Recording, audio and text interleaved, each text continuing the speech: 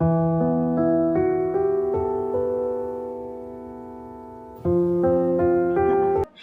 दोस्तों, welcome to my channel शिक्षा with निशा। तो कैसे हो आप सभी?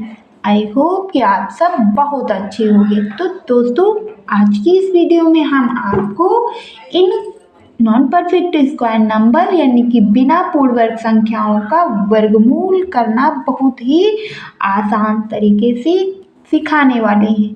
तो दोस्तों, यदि आप हमारे चैनल पर नए हो तो चैनल को सब्सक्राइब कर लो और बेल आइकन को प्रेस कर लो ताकि हम जो भी वीडियो अपलोड करें वह आप तक तुरंत पहुंचे। तो यहाँ हम देखेंगे रूट के अंदर 13 और रूट के अंदर 44, ये दोनों नॉन परफेक्ट स्क्वायर नंबर यानी कि बिना पूर्ण वर्ग संख्या हैं।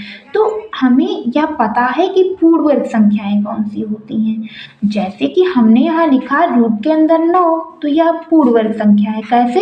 इसे हम 3 गुणे 3 लिख सकते हैं। और यहाँ रूट के अंदर यदि हमें सेम संख्याओं का जोड़ा प्राप्त हो रहा है तो 1 3 निकल कर आ जाएगा बाहर।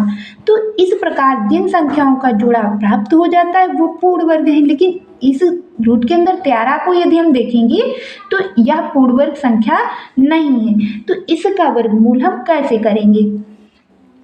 तो दोस्तों, हमें देखना यहाँ है कि रूट के अंदर 13 किस पूर्ण वर्ग संख्या के नज़दीक है, यानी इसके नज़दीक कोई पूर्ण वर्ग संख्या हमको यदि मिलेगी तो 16 है, क्योंकि 13 में यदि हम 3 जोड़ेंगे तो 16 मिलेगा।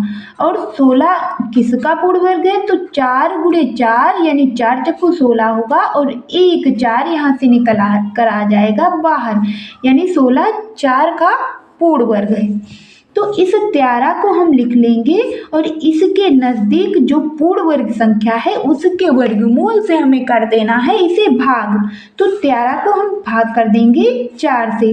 तो 13 को यदि हम 4 से भाग करेंगे तो 4 तिया हो जाएगा 12, पॉइंट लगाएंगे, यहाँ बचेगा 1 और 4 दूनी होगा 8, यानी पॉइंट लगाएंगे तो यहाँ हो जाएगा 10 और 4 दूनी होगा 8 और यहाँ 2 बचेगा, 4 पंचे हो जाएगा 20, यानी 3.25 इसका आएगा भागफल। अब दोस्तों यहाँ ध्यान देना है, जिससे हमने भाग किया है और जो भागफल है दोनों को एक में हमें जोड़ देना है।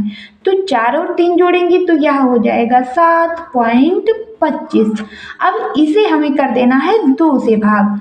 तो इसे यदि हम 2 से भाग करेंगे तो 2 तिया 6 होगा और 1 इधर आएगा तो 2 छंग हो जाएगा 12 और 2 दूनी 4, 2 दूनी 4, यानी 3.62 हो जाएगा इस रूट के अंदर 13 का परफेक्ट वर्गमूल।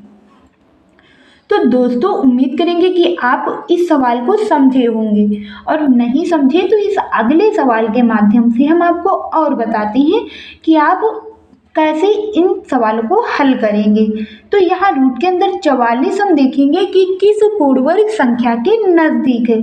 तो इसके नज़दीक अगर हमें कोई पूर्ण वर्ग संख्या मिलेगी तो वह मिलेगी 49, यानी 49 से यदि हम 5 को घटाएंगे तो हमको 44 मिलेगा। और 49 किसका पूर्ण वर्ग है? तो यह 7 गुणे 7 यानी 7 का पूर्ण वर्ग है।